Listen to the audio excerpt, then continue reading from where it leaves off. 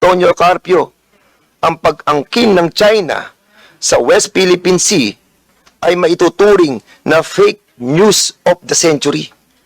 Ang mga Pinoy na trolls naman na nagpapalaganap ng maling impormasyon tungkol dito, pwede ba nating ituring bilang mga traidor ng bayan? Marahil ay kinakailangan nating amyandahan ang ating mga batas, unang-una na Republic Act number 10175 o ang Cybercrime Prevention Act of 2012. Marami mga panukalang batas ang nilagdaan ng aking mga kasamaan sa Kongreso. At ako mismo, naghain ako ng House Bill Resolution number 543 na naglalayo na maitatag ang social media regulation upang maprotektahan ang ating mga kabataan. Kinakailangan natin ang mga makabago at naangkop na mga papaksiya at patakaran laban sa disinformasyon. Kailangan natin suriin mabuti kung paano maitatag ang fact-checking at content moderation sa ating mga social media platforms. Higit sa lahat, kinakailangan natin magkaroon ng isang makabuluhang diskurso patungo sa online safety at digital literacy. Lahat yan sa bawat Pilipino. Sa pamamagitan ng malawakang talakayang ito sa Kongreso, maging layunin natin na magkaroon ng public awareness at makadagdag sa kalaman ng ating kababayan ukol sa disinformasyon. Hinikayat ko po ang lahat ng narito sa ating pagpupulong na sikaping makamit ang layuning ito. Sa inyong lahat, maraming salamat po. The Chair now recognizes A pressing issue that is increasingly permeating our digital landscape: the pervasive spread of fake news on social media platforms. As we delve into this inquiry, it is essential to underscore the critical implications that misinformation has on public discourse, democratic processes, and societal cohesion. Social media has transformed how we communicate and access information. It provides unprecedented opportunities for dialogue and engagement, allowing voices from all walks of life to be heard. Yet, the same platform has become a fertile ground for the rapid dissemination of falsehoods and misleading narratives. The consequences of such misinformation are profound, influencing everything from public health decisions to electoral outcomes and undermining trust in our institutions and each other.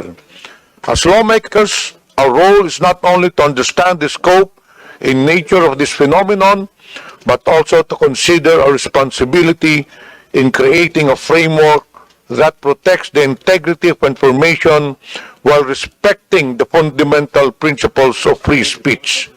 We must tread carefully, ensuring that our legislative responses do not inadvertently stifle legitimate discourse or infringe upon the rights of individuals. This inquiry seeks to illuminate the dynamics at play between social media, fake news, and the public. We aim to gather insights from experts, stakeholders, and the public at large, examining the efficacy of existing regulations, the accountability of social media platforms, and the potential for new legislative measures to combat misinformation. We must ask ourselves, what constitutes fake news? How can we differentiate between misinformation and legitimate debate? What role should media companies play in monitoring and curbing the spread of false information? And crucially, how can we empower the public to critically engage with information they encounter online? Together, let us strive to find solutions that not only address the challenges posed by fake news, but also foster a vibrant, informed, and responsible digital citizenship.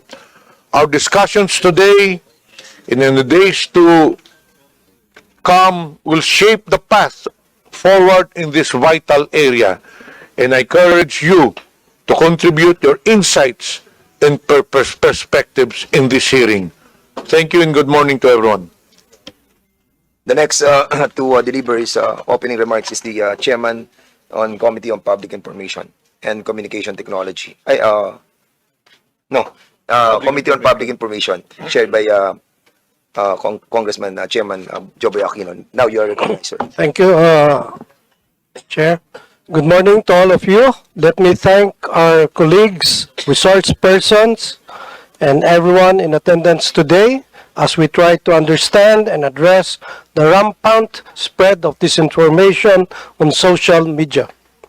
In today's digital era, its speed and impact are unprecedented, which compels us to address this head-on. Intentionally misleading information poses significant risk to our society, undermining public trust, threatening public safety, and influencing public opinion. We share a collective responsibility to address this challenge effectively. As I understand, we have representatives from different sectors, and our goal is to strengthen collaboration and explore approaches to counter disinformation. Each of you bring unique expertise and insights. We highly encourage all our resource persons to actively participate in our committee meetings and to exercise their freedom of speech, of expression, and of the press with diligence and integrity. As we engage in meaningful discussions, let us uphold the highest moral and ethical standards, recognizing that all freedoms and rights come with a responsibility to use them wisely. Together, let us foster a respectful and productive dialogue that contributes to inform policy making and the public good. With that in mind, I look forward to a constructive discussion with all of you. Thank you and good morning. Thank you so much, Co-Chair Joboy Aquino. Now, the Chair would like to recognize one of the authors of House Resolution number 2147, Senior Deputy Speaker Don Gonzales. Now, you are recognized, sir. Thank you, Mr. Chairman. Chairman Dan, Chairman Johnny, Chairman Joboy, honorable members, distinguished guests, ladies and gentlemen, a pleasant good morning to all of us.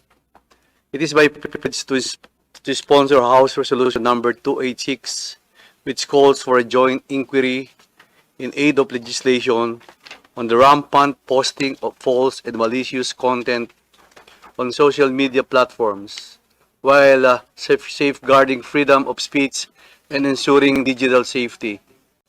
Social media bridges gaps. Pinag-uugnay nito ang mga tao, bumubuo ito ng mga komunidad, nagpapalawak ng mga kamalayan, at nagsusulong ng pagbabahagi ng kaalaman. According to online article by Data Reportal, the Philippines was home to 86.75 million social media users in January 2024.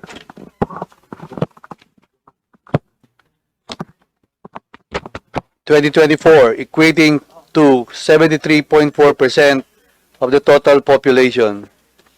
At sabi naman ng Foundation for Media Alternatives, ang Facebook ay ang pinakamura at pinakamadaling ma-access dahil ang ilang mga network ay inaalok ito ng libre bilang bahagi ng kanilang data plan.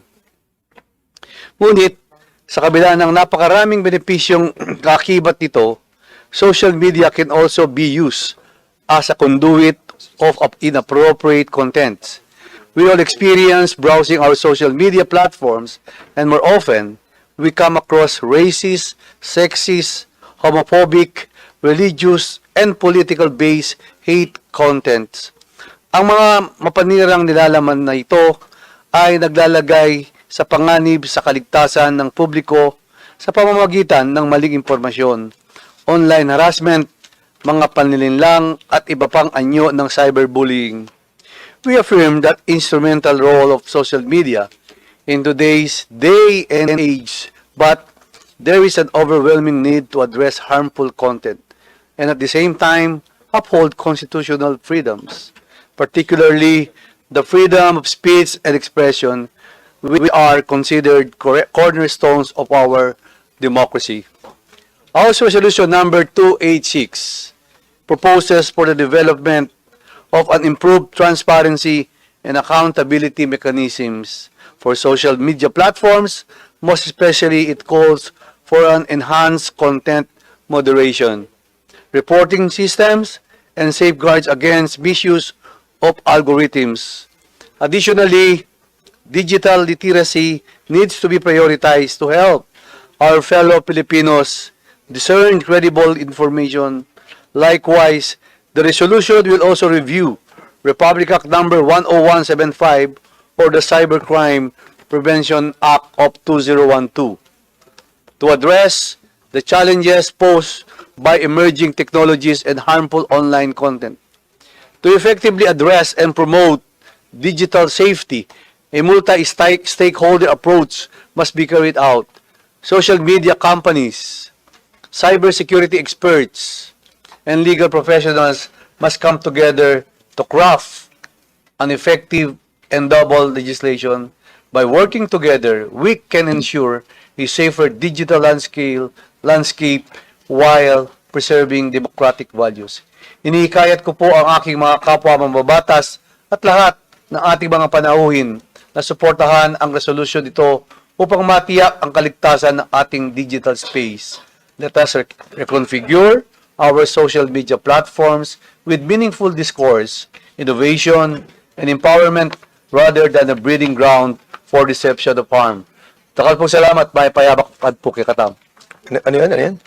Good morning to all of you. Takal po salamat, maraming salamat. To deliver the next opening remarks,